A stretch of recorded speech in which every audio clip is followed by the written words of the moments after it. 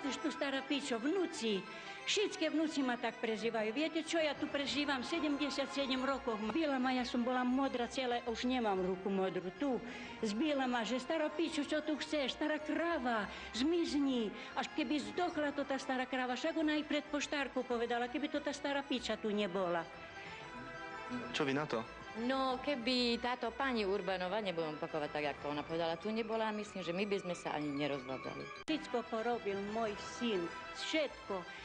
Peňazí ho stalo. A toto, pre Boha vás prosím, keď veríte Boha, tak už pomôžte dajak, lebo toto je hrozné.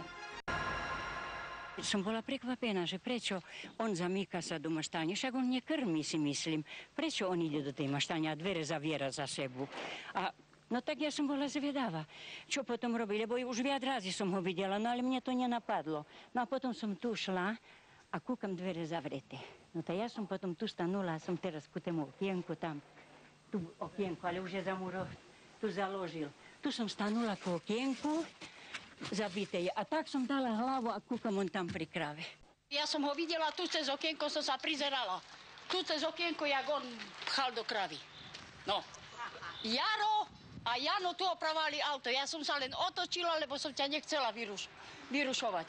No, že by si sa nezlákol. Nechceli ste ma vyrušovať? Áno, nechcela som ťa vyrušovať, že by si sa nezlákol. A viete, ako sa lieči zoofilia? No tak sa dá liečiť. Jak sa lieči zoofilia? Daj sa liečiť. A keď ste to povedali, ste to otcovi? No. Áno, povedala som. Povedala ste to otcovi, prečo ma nedal dať na vyšetrenie? Alebo proste prečo ma nenechal liečiť? Však ty máš svoje roky, Jožo.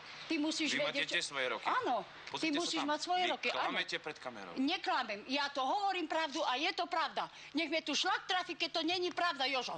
Že som ťa videla, že si do kravy pchal. No, treba si o tom niečo myslieť, si treba o tom. Nejaký systém to musí mať, rozumieš? A čo, ja neviem. Musí utvoriť nejakú mienku. Ja neviem, prečo si chodil tam. No prečo si chodil? No prečo si tam chodil, babko? No bo si potreboval ženu a nemáš. Babi, počúvaj, tu sa spamätáš z toho všetkého. Nie, nespamätám sa, lebo je to pravda. Je to pravda. Ja som mu hneď povedala, Jožo, daj si pozor na syna, lebo ti chodí ku krave. On mi nechcel veriť. On mi nechcel veriť. Vravím, no na môj veru, daj si pozor na ňu. A ich zbadal. Vlastný otec nás zbadal, že bol pri krave.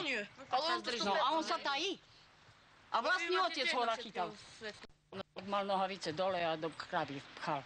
Na vedre stal. No jaký som ja mala pocit? Ja som hneď sa strhla, lenže nechcela som zakričať, že by sa nezlákol. Čo keď sa zasekne chlapec a by bol išiel ku veterinárovi? Aj z kravu?